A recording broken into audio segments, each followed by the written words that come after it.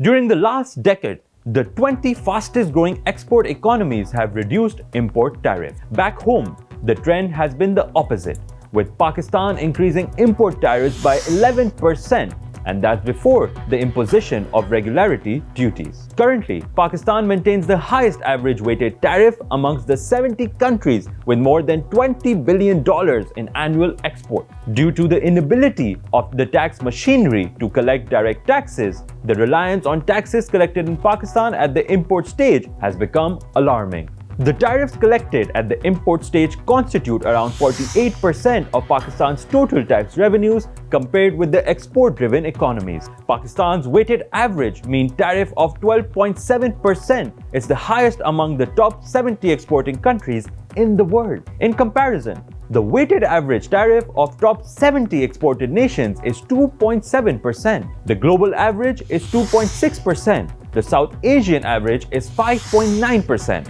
China is 3.8% and India's average is 5.8%. Dr. Saud Ahmed, in his piece for Dawn's Business and Finance Weekly, says that it appears the policymakers appear to be adhering to the balance of payment crisis. Now, the fundamental argument here is that if we had produced more for export, we would have had more dollars and this crisis would not have taken place. This argument brings us back to import substitution, which involves forbidding imports for imposing high taxes to encourage domestic manufacturing. Sounds simple, right? If only it were. Let's take an example of the automobile industry. It has been protected for decades, but has the industry become globally competitive due to protectionism and import substitution? Not quite. In cricket terms, we can't create a world-class batsman by asking the bowlers to bowl loose deliveries. We can't create a good bowler by asking the batsmen to go soft on bowlers. Only in a competitive environment are heroes created. The protection is a sure way of killing the heroes and robbing poor consumers and exporters simultaneously. And that is exactly what we have been doing for the last few decades. Dr. Ahmed says no export promotion can be done through import substitution. In fact, import substitution kills export potential.